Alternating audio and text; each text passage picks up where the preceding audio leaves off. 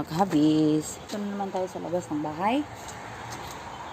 Kukuha tayo ng pantali sa ating mga kamatis doon sa garden plots ko. So ito, saging to. At ito yung balat niya na natutuyo. So sa amin sa probinsya, ito yung ginagamit namin na pantali. So naisip ko,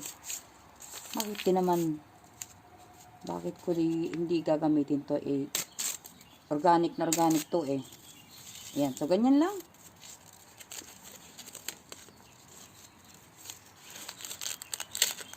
Hindi na ito mapakinabangan pa sa puno ng saging dahil tuyo na siya.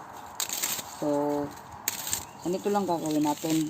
Tatali ko to sa mga kamatis ko para hindi matutumba, no? So, ayan, nakita nyo na. Ganyan lang ka. Dali. So, itong isa, nagupit ko na lang dahil hindi to sa bandang ilalim. Hindi pa siya tuyo. So, yan, hayaan na lang natin ganyan. Ito na lang ang gagamitin natin. Okay naman to Yan. Dito na tayo sa ibaba, sa aking vegetable garden. At ito yung balat ng saging, tuyo, pero ngayon binasa ko na para medyo hindi tayo mahihirapan, baka mapunit siya So ayan, sisimulan na natin.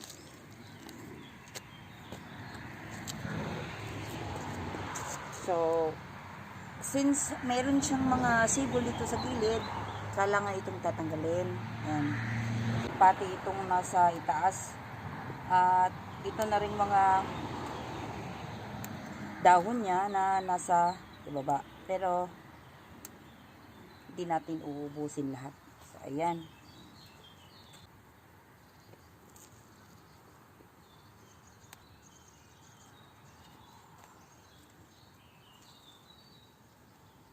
So, itatali natin siya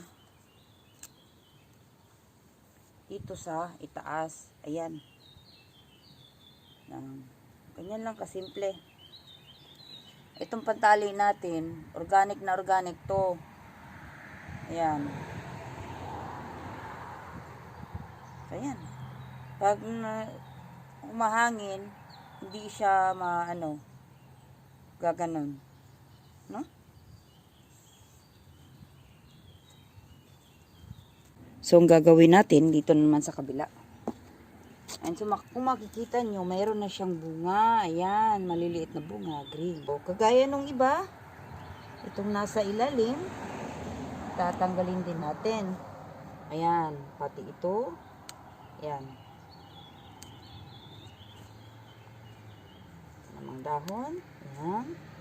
Ito rin. At saka ito. So, ayan. Dahan-dahan natin siyang ipapaikot nitong niya. So, dito natin siya itatali sa itaas. Ayan. So, ganyan lang kasimple.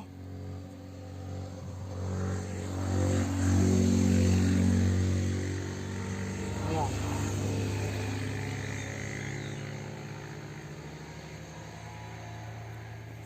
So, mga kahabis, dito na nagtatapos ang ating episode ngayon. Sana yung nagustuhan nyo yung video natin. At hanggang sa susunod na video, maraming salamat sa panonood. Hanggang sa muli.